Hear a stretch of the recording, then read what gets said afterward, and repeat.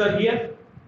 Last લેક્ચરની અંદર આપણે વાતચીત કરી હતી, સ્ક્રીન ઉપર તમને દેખાતું હશે, બંધના દિશાત્મક ગુણધર્મની વાત કરવાની હતી અને મેં કીધું હતું કે બંધની રચના જે છે એના દિશાત્મક ગુણધર્મ એટલે બીબી થિયરીના આધારે આપણે વાત કરતા હતા. તેમાં કીધું હતું કે કક્ષકોના સંમિશ્રણ અને સંકરણની મદદથી અનુક્રમે બંધ રચના અને દિશાત્મક ગુણધર્મ સમજાવી શકાય. લાસ્ટ લેક્ચરની અંદર વાત થઈ ચૂકી છે. તો હવે આપણે ચાલુ કરવાનું છે કક્ષકોનું સંમિશ્રણ. તમને બધાને કહી રાખું કે આ કક્ષકોનું સંમિશ્રણ જે હું આજે ચલાવવાનો છું એ અતિ આઈએમપી ટોપિક, સાંભળજો ખાસ. પણ આઈએમપી શેના માટે? સમજવા માટે. કારણ કે નકર થાય છે કેવું ખબર, ઘણા બધા છે ને છેલ્લે ડોફરાઈ જાય, મગજ જ ગોળું થઈ જાય, ખબર જ ના પડે કેસે હુઆ, ફોન કર ગયા એ સબ. એટલે એના જેવું ના થાય એના માટે કહું છું કે આ ટોપિકમાં ખાસ ધ્યાન રાખજો. ટોપિક બહુ ઈઝી છે. ટોપિક ખરેખર કહું તમને તો આપણે જેવું ચલાવીશું તમે જેવું કહેશો ઓહો સાહેબ આટલું પપ્પુ, પણ હું જ્યારે જે સમજાવું છું એ સમજજો. ઓકે, ચલો તો ચાલુ કરીએ આપણો લેક્ચર કક્ષકોના સંમિશ્રણ વિશે. પણ જો હજી તમે મારી YouTube ચેનલ સબસ્ક્રાઇબ નથી કરી તો પ્લીઝ યાર પહેલા chemistry with SP sir YouTube channel છે મારી, સબસ્ક્રાઇબ કરી દો યાર, તો તમને નવા નવા વિડિયોની નોટિફિકેશન મળતી રહે. સબસ્ક્રાઇબ બાજુ ઘંટડી પર ટીંગ. ચલો, તો પરમાણુકીય કક્ષકોનું સંમિશ્રણ એટલે કે પરમાણુકીય કક્ષકો આપણે વાત કરી હતી, જ્યારે બે પરમાણુ વચ્ચે બંધ રચાતો હોય ત્યારે એ પરમાણુની કક્ષકો જે હોય એમનું સંમિશ્રણ એકબીજા સાથે ભેગી થાય. અને આવું જે પરમાણુકીય કક્ષકોનું સંમિશ્રણ છે એ ધન, ઋણ અને શૂન્ય પ્રકારનું સંમિશ્રણ હોય છે. તો આપણે એના ધન, ઋણ અને શૂન્ય સંમિશ્રણ કેવા હોય તે સમજવાના છે. તો કક્ષકીય સંમિશ્રણ બે પરમાણુની કક્ષકો નજીક આવે ત્યારે તેમનું સંમિશ્રણ ત્રણ પ્રકારે થઈ શકે: ધન, ઋણ અને શૂન્ય. પહેલા હું વિધાનો કહી દઉં, પછી આપણે ડિટેલમાં સમજીશું. હવે આજે બધી પરમાણુ કક્ષકો હોય, આમ તો તમને બીજા ચેપ્ટરમાં આપણે વાત કરી હતી એટલે ખબર જ હશે કે પરમાણુકીય કક્ષકો માટે સ્વીકાર્ય તરંગ વિધેય સાઈ છે. યાદ હશે બધાને, આપણે હું સાઈ લખ્યું ના કીધું હોય, કીધું જ હોય પણ છતાં અત્યારે કહી દઉં કે આ જે સાઈ છે એને તરંગ વિધેય કહેવાય. સાઈ શું છે? તરંગ વિધેય. પરમાણુકીય કક્ષકો જે હોય એના તરંગ વિધેયની સંજ્ઞા પ્લસ, માઈનસ અને દિક વિન્યાસની દિશાની ઉપર ધન, ઋણ અથવા તો શૂન્ય સંમિશ્રણનો આધાર છે. એટલે ધન, ઋણ અને શૂન્ય સંમિશ્રણનો આધાર કઈ બાબત પર? એક તો પરમાણુકીય કક્ષકોના તરંગ વિધેયની સંજ્ઞાઓ પ્લસ, માઈનસ અને એના દિક વિન્યાસ એટલે દિશા. ત્રણ વસ્તુ, તરંગ વિધેયના પ્લસ માઈનસ ચિહ્નો અને એની દિક વિન્યાસ એટલે કે દિશાકીય ગુણધર્મ, આ ત્રણ બાબતોને આધારે તમે ધન, ઋણ કે શૂન્ય સંમિશ્રણ સમજી શકો. કક્ષકોની સીમા સપાટીમાં ધન અને ઋણ સંજ્ઞા એ વીજભારની સાથે સંબંધ ધરાવતી નથી. ઘણા બધા લોકો જ્યારે આપણે પરમાણુકીય કક્ષક, ધારો કે પી કક્ષક છે, બધાને ખબર ડમ્બેલ આકારની હોય, તો આપણે આવી રીતે ડમ્બેલ આકાર દોર્યો તો હું ધારો કે એક ડમ્બેલ આકાર ઉપર ધન લખું છું અને એક ડમ્બેલ આકાર ઉપર ઋણ લખું છું. આનો અર્થ એવો નથી થતો કે આ ડમ્બેલ આકાર ધન વીજભારિત હશે અને આ ડમ્બેલ આકાર ઋણ વીજભારિત હશે. નોટ નેવર, જિંદગી મેં એવું ના વિચારતા. પ્લસ અને માઈનસ એ માત્ર તરંગ વિધેયને પ્રસ્તુત કરતા માત્ર ચિહ્ન છે, એની ક્યાંય વીજભાર સાથે સરખામણી કરવાની નથી. ઓકે, ચલો તો આગળ વધીએ છીએ. કક્ષકોની સંજ્ઞા અને દિક વિન્યાસ સમાન હોય તો ધન સંમિશ્રણ થાય. જો સંજ્ઞા અને દિક વિન્યાસ વિરુદ્ધ હોય તો ઋણ સંમિશ્રણ. ફિક્સ છે.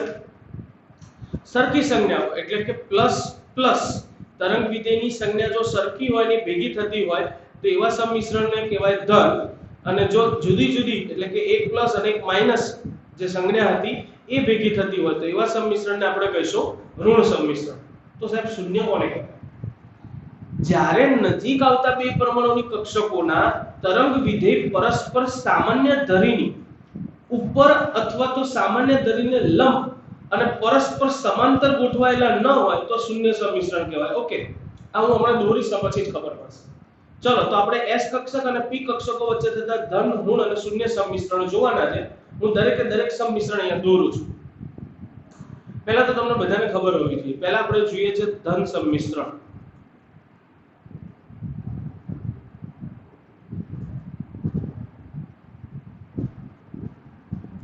ધારો કે કોઈ બે પરમાણુ હોય ભેગા થતા, હવે બંને પરમાણુની pz કક્ષક લઉં છું, બંને પરમાણુમાં રહેલી pz કક્ષક, આ એક પરમાણુની pz કક્ષક, આ બીજા પરમાણુની pz કક્ષક, ક્લિયર? ધન ઋણ, ધન અને ઋણ, આ તરંગ વિધેયના ચિહ્નો. હવે આ બંને એકબીજા સાથે સંમિશ્રણ પામે, ભેગી થાય. હવે જ્યારે આ બંને ભેગી થાય ત્યારે કંઈક આવું થાય.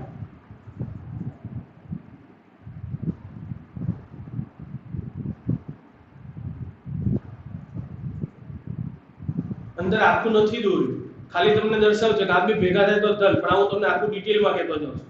તો આ બંને ઋણ ભાગ થાય અને આ વચ્ચેનો ભાગ ધન થાય, બંનેના ધન છેડા ભેગા થાય. તો બંને ભેગા ક્યાંથી થયા? સમાન સંજ્ઞાવાળા ભાગ ભેગા થયા, તો આવા સંમિશ્રણને કહીશું આપણે ધન સંમિશ્રણ. ક્લિયર છે?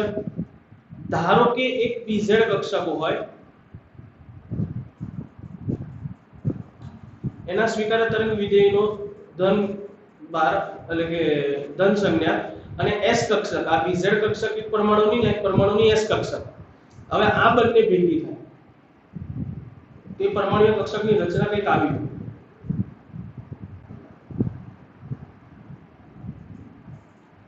ક્લિયર? તો અહીંયા પણ જો બંનેના સમાન છેડા એટલે કે સમાન ભાગ, વીજભાર તો નહીં પણ સમાન ધન સંજ્ઞાવાળા બે છેડા ભેગા થાય, તો આપણે કયું સંમિશ્રણ થવાનું? ધન સંમિશ્રણ. બરાબર, જરા ક્રોસ લાઇનિંગ ગઈ હતી તો આપણે જરા ફરીથી દોરી નાખીએ એને.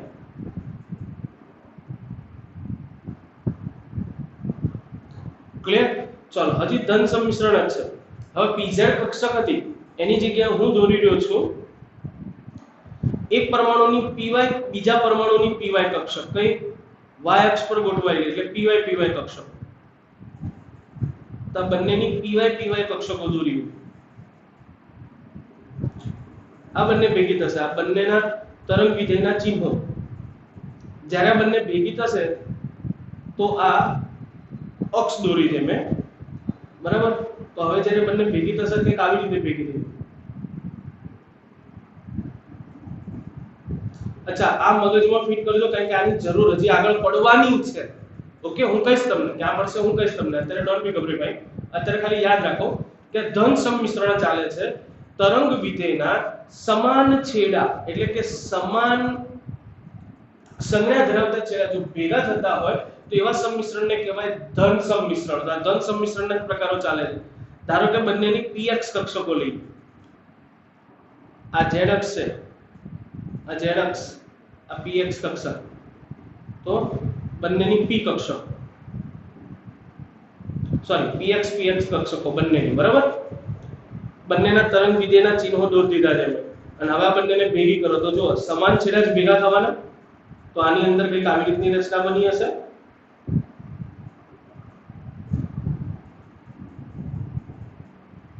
ક્લિયર? એમનો ધન ભાગ અને ઋણ ભાગ, ધન સંજ્ઞા અને ઋણ સંજ્ઞા. તો આ પણ કયું સંમિશ્રણ થયું? ધન સંમિશ્રણ. તો મેં ટોટલ અહીંયા ધન સંમિશ્રણ દોર્યા છે. જો આ બધા ધન સંમિશ્રણ તમને દેખાતા હશે સ્ક્રીન પર. pz કક્ષકો વચ્ચે, pz અને s કક્ષક વચ્ચે, બે py કક્ષકો, બે પરમાણુની px કક્ષકો. અને તમે જુઓ આ બધા જે ધન સંમિશ્રણ તમને કોષ્ટકમાં પણ દેખાતા હશે, ચોપડીમાં આવી રીતના કોષ્ટક તમને આપેલું છે, આપણા પેમ્પલેટ્સમાં પણ છે.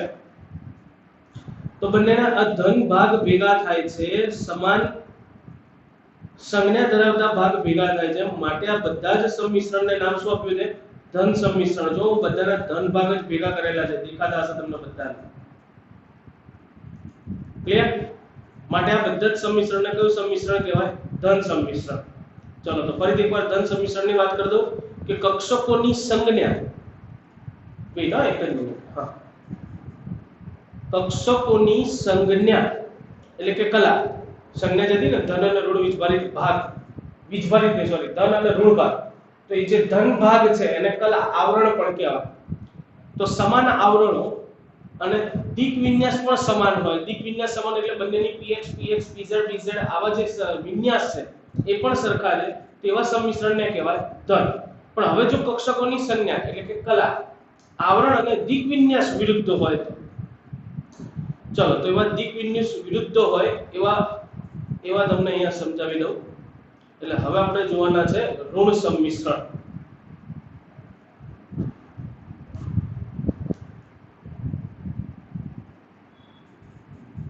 ઋણ સંમિશ્રણ. ચલો ઋણ સંમિશ્રણ સમજવા માટે પણ એક પરમાણુની pz કક્ષા લો, બીજા પરમાણુની પણ pz કક્ષા લો. જોજો હવે આ માઈનસ આ પ્લસ, આ માઈનસ અને આ પ્લસ દેખાય છે, પણ હું વચ્ચે હવે સંમિશ્રણ ઋણ સંમિશ્રણ માટે સંજ્ઞા જો કઈ લખી મેં માઈનસ, તો જ્યારે આ બંને ભેગા થાય છે ત્યારે આની અંદરથી રચના કંઈક આવી થાય. હવે આ કક્ષક છે આખી પરિવર્તન પામે એટલે શું થાય કે આનો આ જે ધન સંજ્ઞા વાળો આવરણ વાળો ભાગ છે આ બાજુ આવતો રહે, માઈનસ વાળો બાજુ, એ તમે માઈનસ લખો એટલે એનો અર્થ હવે સંમિશ્રણ ઋણ પ્રકારનું છે. ઋણ પ્રકારનું થાય તો આખા કોમ કન્વર્ટ થાય, અને કન્વર્ટ થઈને જોડાય એટલે કંઈક આવું થઈ જાય.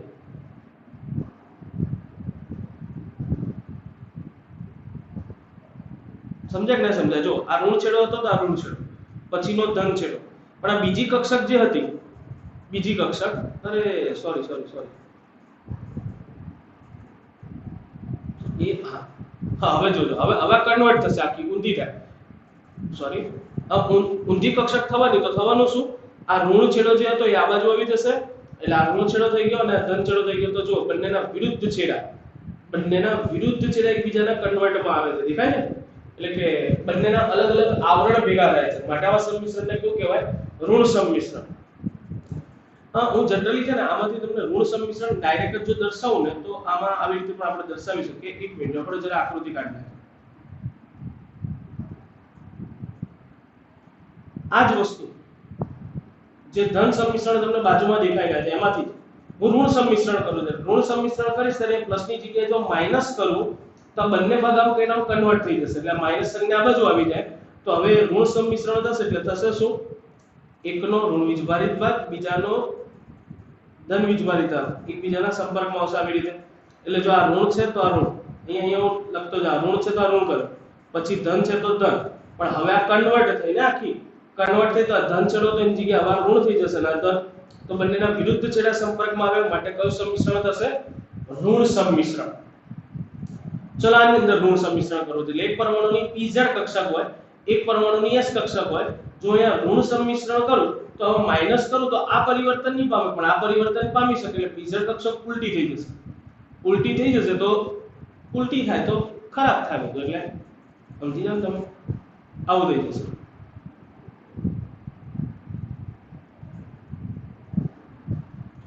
આ s કક્ષકનો ધન વીજભારિત ભાગ, આનો ધન અને આ ઋણ, તો જો બંનેના વિરુદ્ધ છેડા એકબીજાના સંપર્કમાં આવે, ઋણ સંમિશ્રણ.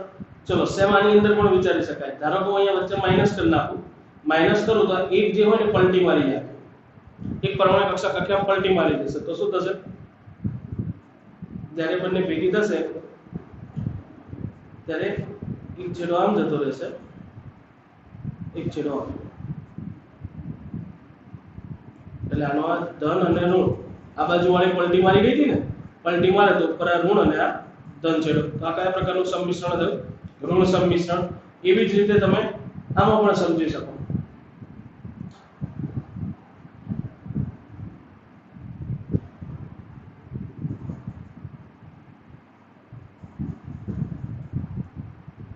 દેખાય છે બેટા? દેખાય છે? હવે ધારો કે ઋણ સંમિશ્રણ કરો એટલે માઈનસ કરું તો આ બાજુ વાળી પલટી મારતો એટલે ઉપર આ માઈનસ અને નીચે પ્લસ. આ જેમ હતું એમના એમ જ, એટલે આ પ્લસ અને આ માઈનસ. ક્લિયર? તો જ્યારે આવું સંમિશ્રણ થતું હોય ઋણ સંમિશ્રણ, એટલે ત્યારે શું થતું હોય? બંને કલા જે હોય, વેઇટ આપણે મુદ્દા પર આવી જઈએ, ફોકસ કરીએ પાછું. ચલો મુદ્દો શું હતો? કક્ષકોના કલા એટલે કે ભાગ સંજ્ઞાઓ દિગ્વિન્યાસ વિરુદ્ધ હોય એટલે એકનો પ્લસ હોય તો એકનો માઈનસ, અથવા એકનો માઈનસ હોય તો બીજાનો પ્લસ હોય, એકબીજાના ભેગા થાય તો એવા સંમિશ્રણને કેવું કહેવાય? ઋણ સંમિશ્રણ. એટલે જ્યારે આ શું છે? બધી શક્યતાઓ છે કે જ્યારે બે પરમાણુ ભેગા થતા હશે, કારણ કે મેં હજી બી કહું છું આ હજી આપણને આગળ કામ લાગવાનું છે, સો ડોન્ટ બી ગભરાઈ. હું હમણાં હજી આ જ આકૃતિઓ ડિટેલમાં જઈશ, આમાં જ આવશે સંમિશ્રણ, એટલે ધ્યાન રાખો. તો સંમિશ્રણ બે પ્રકારના જોઈએ, ધન થાય અથવા તો ઋણ થાય. હજી આપણે શૂન્ય સંમિશ્રણ બાકી છે. શૂન્ય સંમિશ્રણમાં શું થાય? તો ચલો પહેલા શૂન્ય સંમિશ્રણ સમજાવીએ. શૂન્ય સંમિશ્રણ પછી હું કહું છું કે આ શું છે. તો આજે દોર્યું ને, ચલો ભાઈ, તો આ છે ને શક્ય નથી કે જ્યારે બે પરમાણુ એકબીજા નજીક આવે તો પરમાણુય કક્ષકો હોય એની અંદર કંઈક આવી રીતના બે છેડાઓ ભેગા થતા હશે. એટલે પરમાણુય કક્ષકો એકબીજા ઉપર જ્યારે અતિવ્યાપન અધ્યારોપિત થાય ત્યારે અધ્યારોપિત ધન ઋણ અથવા તો શૂન્ય પ્રકારે થઈ શકે. એમાં શૂન્ય સંમિશ્રણમાં શું થાય? તો એ બહુ ઈઝી છે. ધારો કે પરમાણુની કોઈ પણ px કક્ષક લઈ લો. સમજો આ પરમાણુની કઈ કક્ષક છે? px કક્ષક. અને હું લઉં છું એક s કક્ષક. ધારો કે આ કઈ કક્ષક લીધી? s કક્ષક. આ ધન ઋણ અને આ ધન. હવે આ બંને વચ્ચે સંમિશ્રણ થાય એટલે વચ્ચે બિંદુ ના કરતા. ધારો કે સંમિશ્રણ એટલે પ્લસ જ કરું છું. સંમિશ્રણ થાય ભેગું થાય ત્યારે થતું શું હોય કે આ જે s કક્ષક છે s કક્ષક આના કેન્દ્રમાં. હવે અહીંયા છે ને સમતલ અલગ અલગ હોય. તમે જો આ px કક્ષક આવી રીતે લંબ ગોઠવાયેલી છે. s કક્ષક છે ને આ આખી આમ આડી ધરી પર હોય. px કક્ષક આમ અને જ્યારે સંમિશ્રણ પામે ત્યારે એ કેન્દ્રમાં સંમિશ્રિત થાય.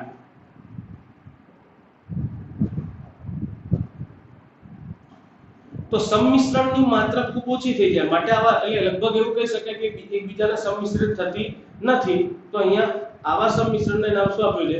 શૂન્ય. આવું જો તમને બીજું ઉદાહરણ આપું, એકની px કક્ષક હોય અથવા py કક્ષક જે પણ લેવી હોય લઈ શકાય અને એકની pz કક્ષક હોય. એકની pz કક્ષક ને એકની py રાખો. ધારો કે બંને વચ્ચે સંમિશ્રણ થાય ધન ઋણ છેડા જેમ છે એમ ભલે રહ્યા પણ જ્યારે સંમિશ્રણ થાય ત્યારે આવા પ્રકારનું સંમિશ્રણ થતું એટલે તમને કક્ષકો ભેગી થતી એનું દેખાય જ નહીં. જો ઋણ ધન ધન અને ઋણ. તો અહીંયા જો સંમિશ્રણ ક્યાં થયું? કેન્દ્રમાં, જ્યાં સંમિશ્રણ થતું જ નથી એમ.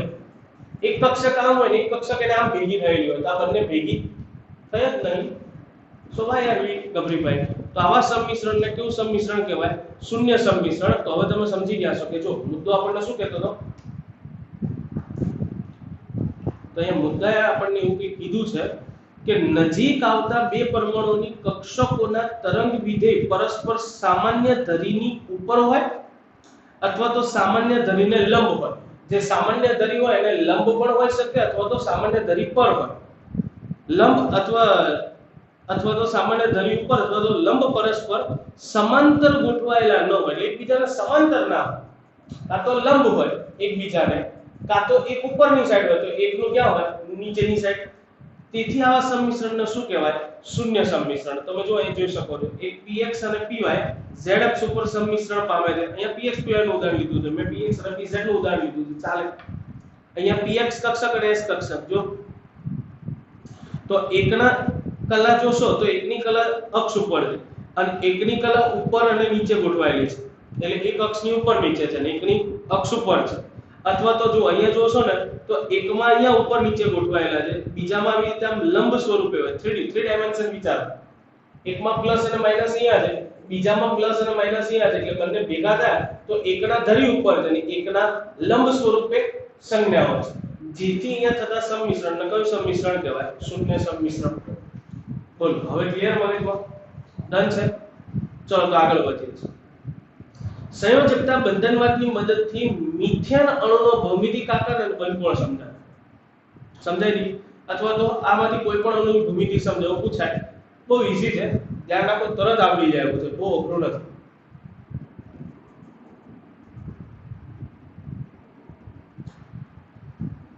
વેઇટ થોડું જો હું આઉટ કરી દઉં તો શું તમને લોકોને દેખાય. ચલો હવે આપણે મુદ્દા ટેલી કરતા જઈએ. બહુ ઈઝી છે અને મુદ્દા બી પક્કું છે. વાંચો. સહસંયોજક બંધની રચનામાં અગત્યના અવયવ તરીકે સંમિશ્રણનો ખ્યાલ એક સરખી રીતે સમકેન્દ્રીય અને વિષમકેન્દ્રીય દ્વિપરમાણુય અણુને અથવા તો બહુપરમાણુય અણુને લાગુ પાડી શકાય. એટલે જે આપણે સંમિશ્રણ ભણ્યા એ એક કેન્દ્રીય અણુ. હવે એક કેન્દ્રીય અણુ એટલે બે હાઇડ્રોજન ભેગા થતા હોય તો એક કેન્દ્રીય કહેવાય અથવા સમકેન્દ્રીય કહેવાય. હાઇડ્રોજન અને ક્લોરીન ભેગા થતા હોય તો આ વિષમકેન્દ્રીય થાય. અને એક કરતા વધુ બે કરતા વધુ પરમાણુ જેમ કે H2O તો બે હાઇડ્રોજન એક ઓક્સિજન તો ત્રણ પરમાણુ થાય. તો બહુપરમાણુય હોય, સમકેન્દ્રીય હોય કે વિષમકેન્દ્રીય હોય, બધાની અંદર જ્યારે પરમાણુઓ ભેગા થતા હોય ત્યારે સંમિશ્રણ એક સરખી રીતે લાગુ પાડી શકાય.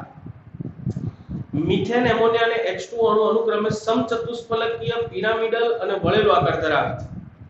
સંયોજકતા બંધનવાદના ઉપયોગથી આ ભૂમિતિઓ કક્ષકીય સંમિશ્રણના અર્થમાં સમજાવી શકાશે. ચલો જોઈએ મિથેન અણુની ભૂમિતિ માટે.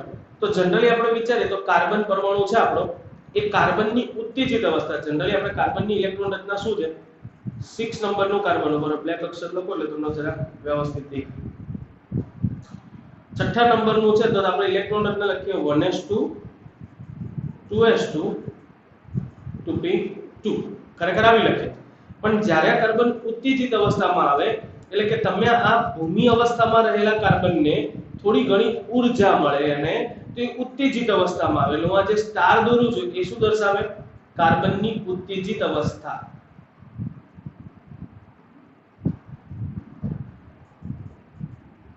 કાર્બનની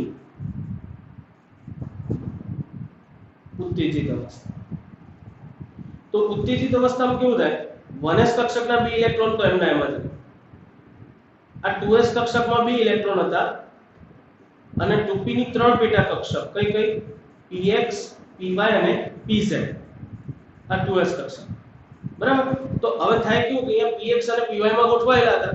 પણ જ્યારે કાર્બનને તમે ઊર્જા આપો ત્યારે 2s કક્ષકનો એક ઇલેક્ટ્રોન ઊર્જા મેળવે અને અહીંથી કૂદકો મારી જતો રહે અહીંયા. એટલે હવે pz કક્ષકમાં એક ઇલેક્ટ્રોન આવતો રહેશે, 2s માંથી એક ઇલેક્ટ્રોન જતો રહેશે. તો આ જે લખી એની ઉત્તેજિત અવસ્થાની ઇલેક્ટ્રોન રચના દેખાય અને એ જ અહીંયા લખી દેજો. 1s2 એટલે helium complete, 2s1 2px1 2py1 2pz1 બને. ક્યારે? જો કાર્બન ઉત્તેજિત અવસ્થામાં આવે ત્યારે. આ ઉત્તેજન માટેની જરૂરી ઊર્જા કાર્બન અને હાઇડ્રોજનની કક્ષકો વચ્ચેના સંમિશ્રણને લીધે મુક્ત થતી ઊર્જા સાથે સરભર થાય. ઘણાને એમ થાય સાહેબ આ ઊર્જા ક્યાંથી આવે? તો જ્યારે કાર્બન હાઇડ્રોજન સાથે જોડાતો હોય ત્યારે પરમાણ્વીય કક્ષકો જે એકબીજા ઉપર અતિવ્યાપન સંમિશ્રણ પામે તો એમાંથી છૂટી પડતી ઊર્જાના લીધે આ કાર્બનની 2s કક્ષકનો ઇલેક્ટ્રોન ઉત્તેજિત થઈને ત્યાં જતો રહે 2p કક્ષક. કાર્બનની 4 પરમાણ્વીય કક્ષકોમાંની દરેક કે જેની પાસે એક અયુગ્મિત ઇલેક્ટ્રોન છે, તમને દેખાય છે ચારે ચાર પાસે જો એક એક અયુગ્મિત ઇલેક્ટ્રોન છે 2s માં છે અને 3 2p કક્ષકોમાં છે. 4 હાઇડ્રોજન પરમાણુની 1s કક્ષકો સાથે સંમિશ્રણ કરશે એટલે કાર્બનની આ 4 કક્ષકો, એક s કક્ષક, 3 p કક્ષકો px, py અને pz એમાં રહેલા એક એક અયુગ્મિત ઇલેક્ટ્રોન હતા. એ હવે શું થશે? તો હાઇડ્રોજન પરમાણુ હોય એની s કક્ષક, હાઇડ્રોજન પરમાણુની s કક્ષકો સાથે અયુગ્મિત ઇલેક્ટ્રોન જે હોય હાઇડ્રોજન પરમાણુની 1s કક્ષકમાં એની સાથે હવે આનું શું થશે? સંમિશ્રણ.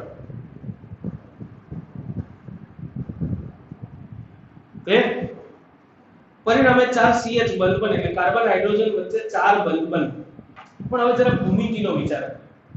આપણને ખબર છે કે આપણે આ મિથેન અણુનો આકાર કેવો કીધો? સમચતુષ્ફલક. પણ જનરલી જો દિશાકીય ગુણધર્મ સહસંયોજક બંધમાં ના હોય તોની વાત છે. તો જો 3 કાર્બનની કઈ કક્ષક હતી? px, py અને pz. તો કાર્બનની 3 px, py અને pz એ તો એકબીજાને લંબ હોય એટલે એમની વચ્ચેનો ખૂણો કેટલાનો હોય? 90 નો હોય. તો એનો અર્થ એવો થયો કે કાર્બનની આજુબાજુ 3 હાઇડ્રોજન તો કેવી રીતે ગોઠવાયેલા હોવા જોઈએ? 90 અંશના ખૂણે. અને ચોથો બંધ ક્યાં બન્યો ને નક્કી હોવો જોઈએ નહીં, કારણ કે s કક્ષક તો સંપૂર્ણપણે કેવી હોય? ગોળાકાર. તો ગમે તે બાજુ બંધ બનાવી શકે. તો 3 કક્ષકો જે સંમિશ્રણ પામી છે એમની વચ્ચેનો ખૂણો જવો થવો જોઈએ 90 અંશનો. કેટલાનો? 90 નો. 3 કક્ષકો, 3 અક્ષ હોય ને આવી રીતે સમજી જાવલા. એક આ સીધી અક્ષ, એક આ અને ઉપર નીચે જતો. તો 3 કક્ષકો px, py, pz તો ત્યાં જોડાયેલી હોય. તો એ 3 કક્ષકો બંધ બનાવ્યા પછી કયા આકારે ગોઠવવી જોઈએ? એકબીજાને લંબ. અને s કક્ષક સાથે જ્યાં બંધ બન્યો હોય s કક્ષક ગોળાકાર. તો ચોથો બંધ ગમે ત્યાં બની શકે. તો એનો અર્થ એવો થયો કે આ 3 p કક્ષકો એકબીજાને 90 અંશના કોણે હોય તેથી HCH ખૂણો 90 નો થશે. એટલે કે 3 CH બંધ એકબીજાને 90 અંશના કોણે દિક વિન્યાસ દર્શાવશે. પરંતુ હાઇડ્રોજનની 2s કક્ષક અને હાઇડ્રોજનની 1s કક્ષક બંને વર્તુળાકાર હોય. તો એમાં સંમિશ્રિત હોવાથી તે ગમે તે દિશામાં સંમિશ્રણ પામી હોય તો ચોથો CH બંધની દિશા સ્પષ્ટ રીતે નક્કી કરી શકીએ નહીં અને આ વર્ણન તેના સમચતુષ્ફલક આકાર કે જેમાં બંધકોણ જે 109.5 એના ખૂણા સાથે બંધ બેસતો નથી માટે કહી શકાય કે સરળ પરમાણ્વીય કક્ષકોનું સંમિશ્રણ મિથેનના બંધની દિશાત્મક લાક્ષણિકતા સમજાવી શકતો નથી એટલે ખાલી જો સંમિશ્રણ જાણતા હોય આપણે તો માત્ર અત્યારે સંમિશ્રણ ભણે ને તો સંમિશ્રણ પરથી માત્ર ને માત્ર સંમિશ્રણ જાણતા હોય તો એના બંધકોણ કે બંધ વચ્ચે બંધને દિશાત્મક ગુણધર્મ આપણે જાણી શકીએ નહીં તો આવું જ કંઈક એમોનિયા પાણી વગેરેમાં થાય છે એમોનિયાની અંદર પણ NH બંધ અને OH બંધ 90 અંશના હોવા જોઈએ પરંતુ ખરેખર બંધકોણ એમોનિયામાં 107 નો થઈ જાય છે અને પાણીમાં 104.5 નો થઈ જાય છે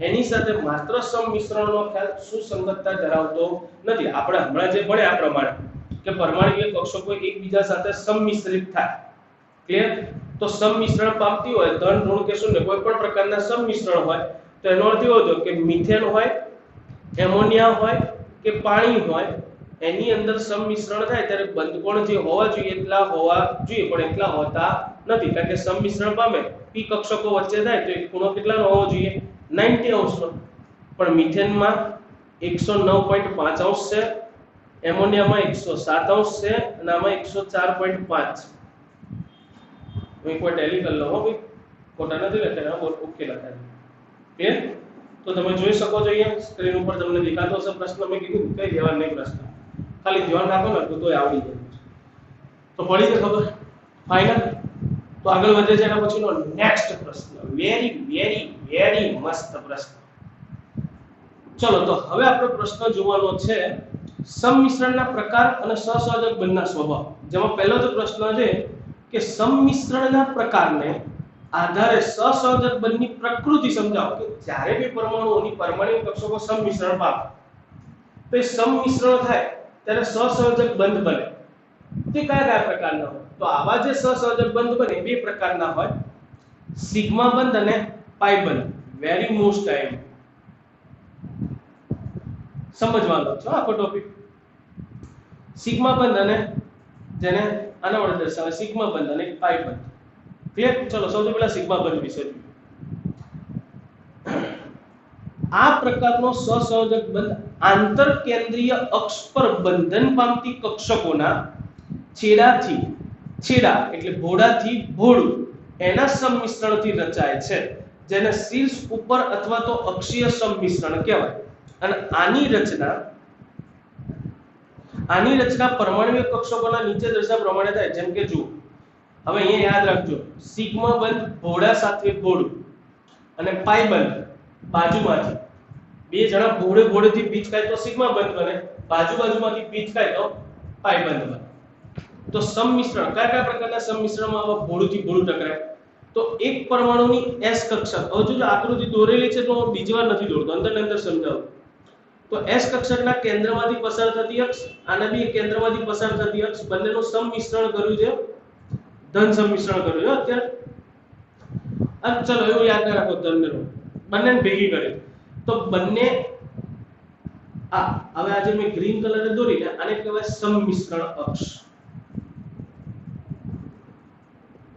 ઓકે ઇઝ ઇક્વલ ટુ બંનેના કેન્દ્રમાંથી પસાર થતી અક્ષ એટલે કેન્દ્રીય અક્ષ તો એવું સંમિશ્રણ કે જેમાં સંમિશ્રણ અક્ષ અને કેન્દ્રમાંથી પસાર થતી અક્ષ બંને એક જ હોય ત્યારે બંનેના ભોળાથી ભોળા પીચકાય જો બંનેના ભોળાથી ભોળા પીચકાય તો આ બે s કક્ષકોનું સંમિશ્રણ થાય ત્યારે ફરજિયાત એમની વચ્ચે રચાતો બંધ કયા પ્રકારનો હોય સિગ્મા પ્રકારનો જ હોય મગજમાં ફીટ કરજો બે પરમાણુઓની એકની s બીજાની s ભેગી થતી હોય તો બંને હંમેશા આંતર કેન્દ્રીય અક્ષ ઉપર જ સંમિશ્રણ પામે તો એ સંમિશ્રણ થાય જે આંતર કેન્દ્રીય અક્ષ પર થતું હોય તો એને કયો બંધ કીધો મેં સિગ્મા એવી રીતે એક પરમાણુની s કક્ષક હોય બીજાની p કક્ષક હોય પણ મોટા ભાગે p કક્ષક છે ને pz પ્રકારની તો બંનેના કેન્દ્રમાંથી પસાર થતી અક્ષ ઉપર જ જો બંને ભોળા સાથે ભોળાથી પીચકાઈ જાય જુઓ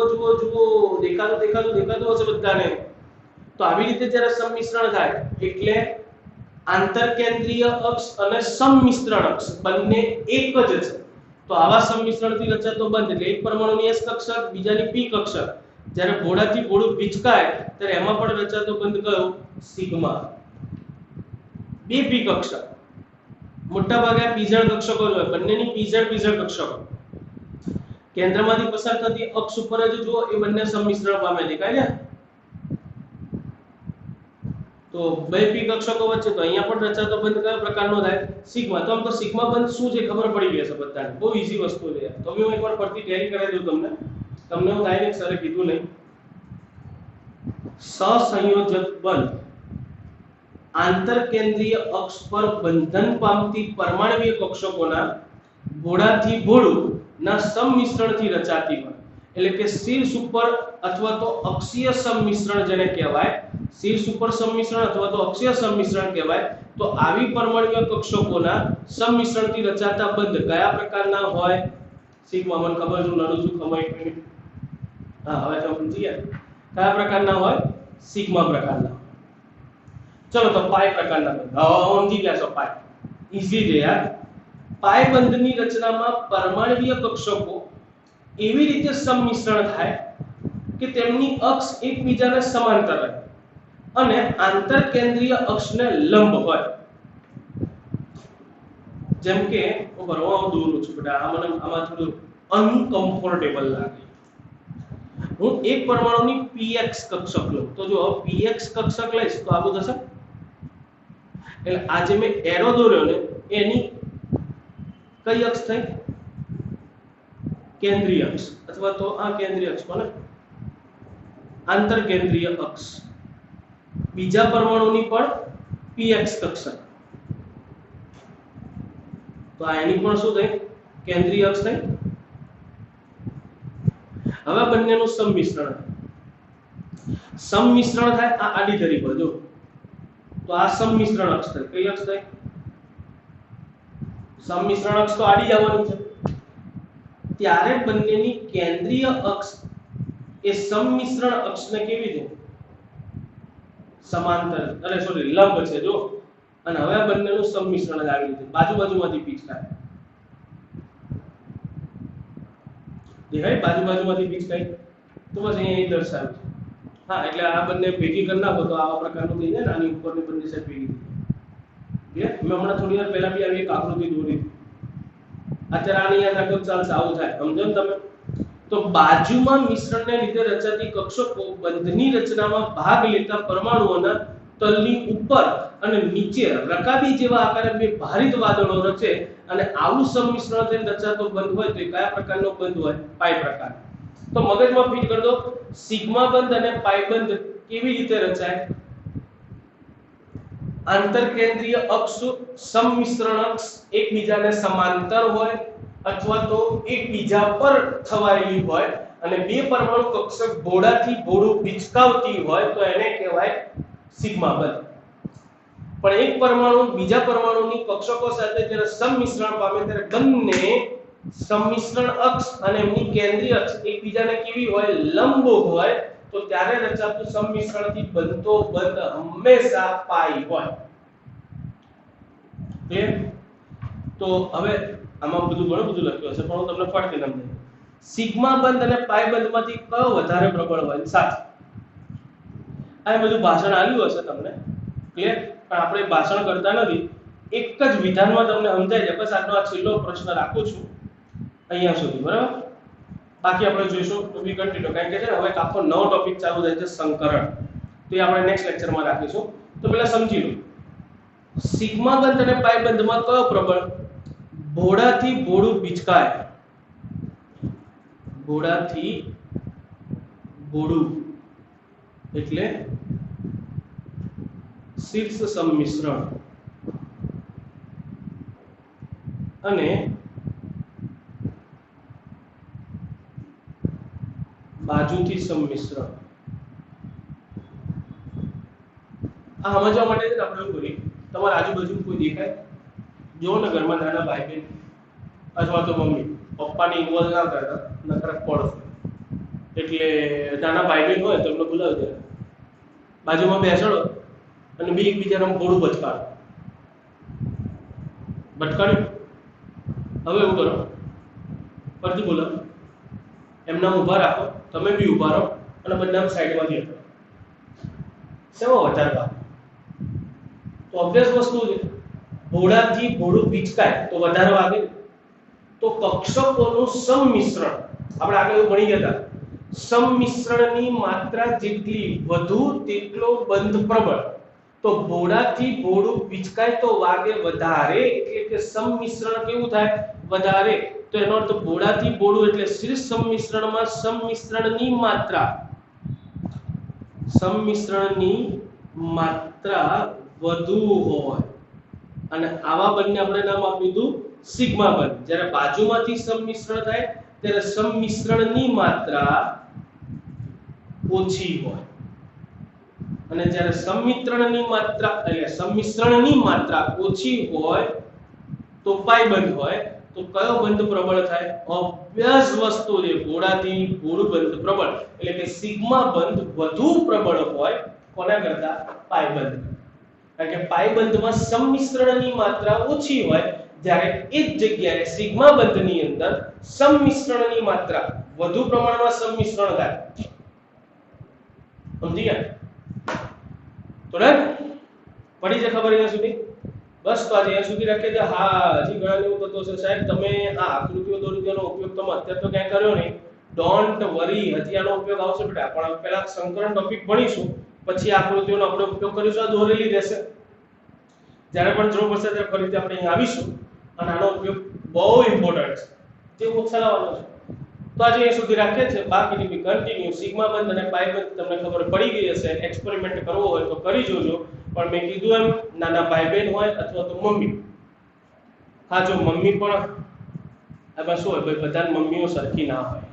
ઘણા મમ્મી બહુ જબરા હોય, તો જબરા હોય તો ના એક્સપેરિમેન્ટ કરતા. નાના ભાઈ બહેન અથવા ભાઈબંધ અથવા બેનપણી, છોકરી હોય તો બેનપણી, હા એમની સાથે તમે એક્સપેરિમેન્ટ કરી શકો છો. પપ્પાને ઇન્વોલ્વ ના કરતા, લાકડી એવા મારશે ને ભાઈ કે ના પૂછો. તો આજે એ સુધી રાખીએ. બાકી ટુ બી કન્ટિન્યુ નેક્સ્ટ ટાઈમ. ઓકે, ચલો બાય.